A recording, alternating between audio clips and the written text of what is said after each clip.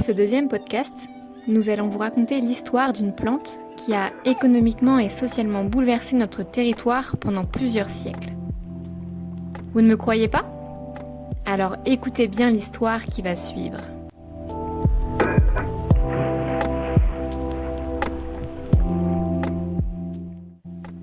Mais de quelle plante parlons-nous ? On parle ici du chanvre. Et oui, la production de chanvre et de lin, parfois peu connue, ont fait l'âge d'or de la Bretagne du XVIe siècle au XIXe siècle.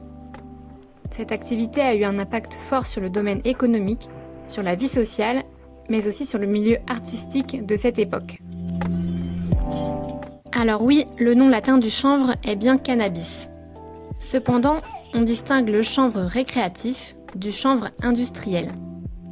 Ce dernier est le seul autorisé en France, puisqu'il contient moins de 0,2% de THC, cette substance psychoactive. Nous allons donc nous intéresser à ce dernier. Mais que pouvait-on faire au XVIe siècle avec du chanvre ? Eh bien, du textile et principalement des toiles. Toute la Bretagne est concernée par cette production. Il existe des toiles en lin et des toiles en chanvre. Les procédés de production peuvent varier d'un secteur à l'autre. Les toiles du Finistère, par exemple, sont majoritairement en lin, alors qu'en Ille-et-Vilaine, on privilégie le chanvre. À Vitré, par exemple, on fabrique des toiles que l'on appelle canevas. Ces toiles servaient à faire des voiles de bateau et des toiles d'emballage. Le commerce des canevas s'étend du XVe au XVIIe siècle et enrichit considérablement la ville de Vitré. Le développement des échanges internationaux vont contribuer à augmenter la demande de toiles de lin et de chanvre. Les Bretons envoient en direction de l'Espagne des céréales, de la morue et des toiles. En échange, ils ramènent des fruits exotiques tels que des oranges, des citrons, mais aussi des olives et des épices.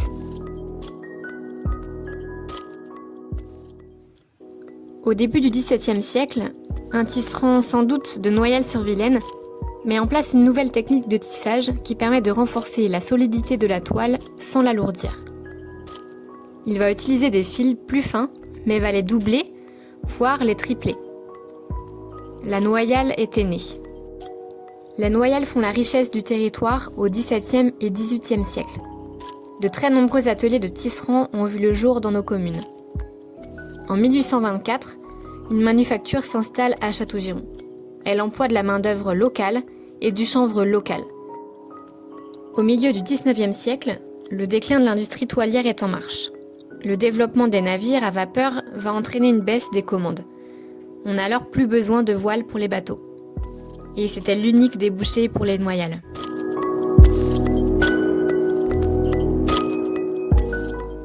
Passons maintenant à la partie technique.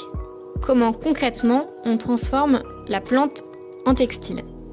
Après la récolte du chanvre, on pratique l'égrugeage, qui consiste à récupérer les graines de chanvre. Vient ensuite la pratique du rouissage. On laisse les tiges de chanvre immergées dans l'eau plusieurs jours. Cela va permettre de décoller la fibre du reste de la plante. Ensuite, on sèche les tiges. Le séchage se fait généralement dans les fours à pain. Certains fours seront créés spécialement pour l'activité toilière. Une fois les tiges séchées, on utilise un outil en bois qui permet de casser la partie boisée de la plante qui se trouve au centre de la tige, sans toutefois couper la fibre qui est à l'extérieur. Ensuite, on récupère la fibre. C'est elle qui va devenir, après plusieurs transformations, un fil qui pourra être tissé pour faire de la toile ou bien encore des cordages. La fibre doit être ensuite peignée. Pour cela, on utilise des peignes en métal de différentes tailles et dont les dents sont de plus en plus fines et serrées. Ensuite, il faut filer la fibre afin d'obtenir le fil de chanvre. On a deux façons de filer, soit avec un fuseau, soit avec un rouet. Ces deux outils permettent d'entortiller la fibre pour faire un fil résistant. C'est après cette étape que les fils vont être disposés sur le métier à tisser. J'ai moi-même eu l'occasion de tester le filage et le tissage à l'espace éco-chanvre de Noyelles-sur-Vilaine. Eh bien, figurez-vous que ça m'a donné du fil à retordre. Il faut savoir coordonner les mouvements de ses mains avec ceux de ses pieds. C'est vraiment un travail d'expert. De cette production de chanvre, il nous reste quelques éléments patrimoniaux. Les halles, là où on vendait les toiles, les bassins pour le rouissage, ou encore les marques de marchands sur des maisons.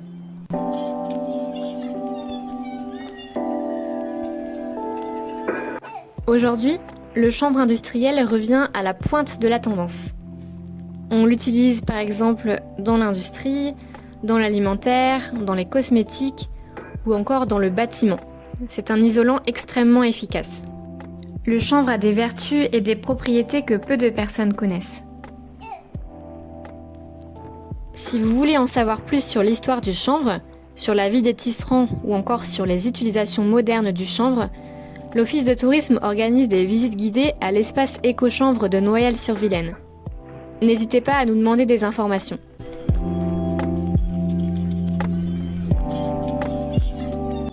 Nous espérons que ce deuxième podcast vous aura plu. N'hésitez pas à nous le dire en commentaire. À très bientôt!